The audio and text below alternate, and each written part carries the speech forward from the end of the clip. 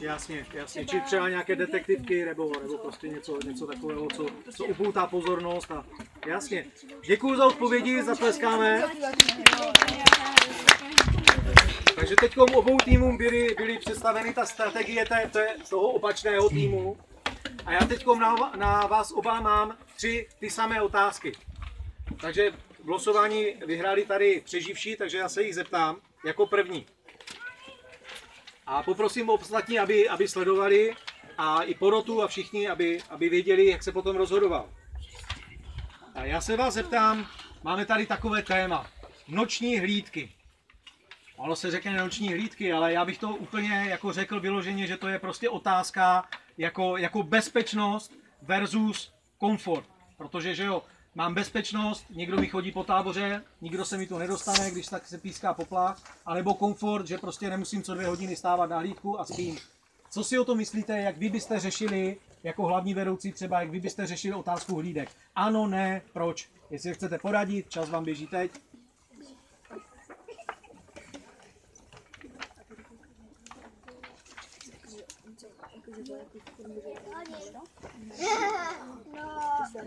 To půl hodiny poslouchejte. Klidně hodku a půl, ale ty 2 hodiny už jsou jakože A po celou tu dobu, jakože od těch 10 od večera do 6 do rána, nebo a jako jenom zkrátit interval třeba na 1,5 hodiny? Nebo třeba i to tak vzít od 11? No třeba bych si to mohla vzít i o 12 a mohla by Od půlnoci klidně do 5 hodin ráno. Ať se aspoň ta poslední hlídka může vyspat. Trošičku spočnout ještě. 2 a 4 hodiny. Výborně, výborně, děkuji za odpověď. Moje druhá otázka. Co si myslíte na téma návštěvní den? Ano či ne? Jak často? A proč jo, proč ne? Jestli chcete poradit, čas vám běží. Takže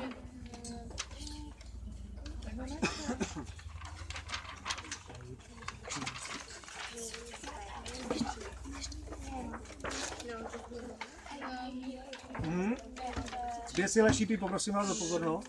ne, asi ne, protože přijedou třeba za těma dětskama přijedou rodiče a tak, a za některýma nepřijedou a těm ostatním se pak může po těch rodičích stýskat. Jasně, to je pravda, to je pravda. Děkuji za odpověď. Lepší než ty návštěvy jsou teda ty pohledy a zprávy. Dopisy a takové.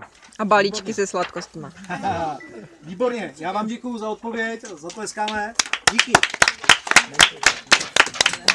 Přejdeme na stranu zběsilých šípů, ty otázky budou stejné, akorát malinká výjimka, budete mít o 30 vteřin méně času, takže jenom minutu, protože už jste ty otázky slyšeli, jo, oni je slyšeli hned, vy už jste měli chviličku čas se na ně připravit. Takže aby to bylo fér, místo 1,5 minuty, jenom zhruba minuta. Takže já vás poprosím, noční hlídky, ano nebo ne, jak to vidíte? Můžete se poradit, minuta běží. Ano, ale v menším časovém intervalu, že prostě můžeme to mít, nevím, 3/4 hodiny tu hlídku, že by se nás prostřídalo víc, ale potom, že Ale by to kratší bylo dobu by se hlídalo. Kratší dobu. Jasně. A ten, Tím pádem více času na a ten odpočinek. přepad, no a ten, že by bylo tam těch přepadů, no, to je vlastně.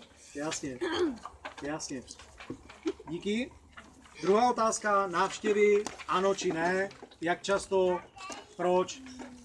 Tak návštěvy nevadí, ale měl by se trochu omezit, protože potom, jako když děláme nějakou hru nebo to, tak oni nám to potom překážejí, že oni přijdou a děcka potom běží za nima a... Prostě někdy v odpoledním klidu, kdyby Jasně, tak ať to nenarušuje průběh tábora, táborové hry. Jasně, to zní naprosto logicky. Výborně, poslední otázka,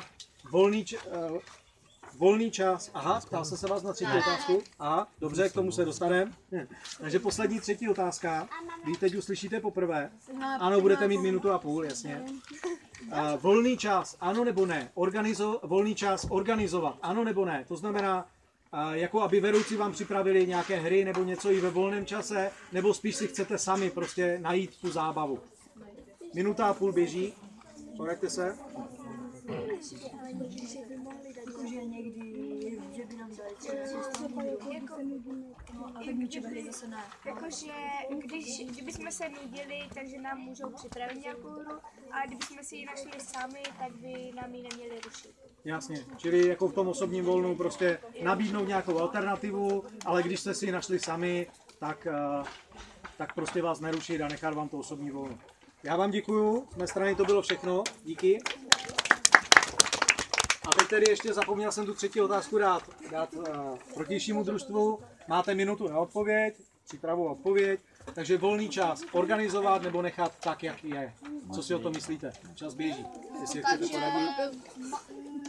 Momentálně asi 1 hodku nebo 2, ale kdyby se třeba děti, které už to nebaví, tak po odpoledním klidu, tak můžou si nějaké ty hry zahrát a můžou si půjčovat. Třeba by místo odpoledního klidu mohla být osobní volno, že by se mohlo řešit ve stanech prostě v klidu, ale že by se pod stanem nemuselo ležet a Jo. a Rozumím. mohly by tam být jenom děti, které to vyloženě něco a ostatní by nemohly být ve stanech a ležet tam. Dobře, děkuju. Ale musí se zeptat. Musí se zeptat, jasně, všechno je to osvolení. Děkuju moc. Výborně, za mě jsou to otázky všechny, já jsem vyčerpal své otázky, ale vím, že vy máte, nebo měli byste mít připravené otázky na svoje protihráče. Ještě by bylo dobré, vidím, že jste si pohráli s vašimi volebními reklamními předměty, tak zkuste nám je ukázat. Já začnu tady stranu, ukažte nám přeživší. Wow! Dobře. Co symbolizují hokejky? Sport. Jasně, olympijské hry. Pěkné. Děkuji vám a poprosím, aby reklamní předměty a volební ukázali své protistrana, zběsilé šípy, včetně čepiček na hlavu, reklamních. Wow! To je takový naš. Výborně, já vám děkuju.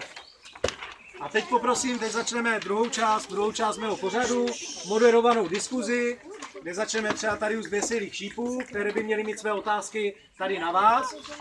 Takže já poprosím, aby zástupci, máte Matěj a Natálku připravené nějaké otázky? Počkejte, my se ještě musíme. Máte nějaký seznam, máte něco připravené, nebo nemáte nic, jo? Měli jste mít připravené, kde to máte? Tak začněte vy, pokud. Dobře, takže začneme tady u... Proč si vybrali název? Počkej, Poslouchejte.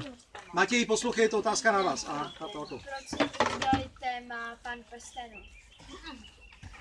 Zhruba minuta času vám běží, budeme to zase omezovat. Většinu nápadů, co bylo a padlo, tak byla úplná hloupost a potom se jeden Kamil Mates. Prostě Matesa napadlo buď Hobbit nebo Pan prstenů a přehlasovali jsme Pana prstenů. Děkujeme. Stačilo to jako odpověď? Jo, no. Výborně. Nějakou další? Proč jste vybrali jako i nějakou tu imunitu prsten? Jak může být velký? Možná i malý a možná si vyberou, jaký chcou. Jaký, že mají prsten třeba, jakýkoliv prsten.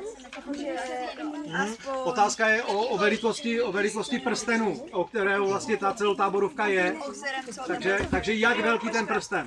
To není imunita, ale to je prsten, který prostě musíš najít a je to prostě obyčejný papír, na kterém je prsten. Zhruba taková velikost. Stačí to jako odpověď? Výborně. Máme něco dalšího? Tak, můžeme mít kohokoliv z publika. Tady můžete se ptát, odpovídají jenom zástupci, ale kdokoliv z vás, kdo má dotaz, můžete se zeptat. Tak jo? Myslíte si, že by to ty děti zaujalo?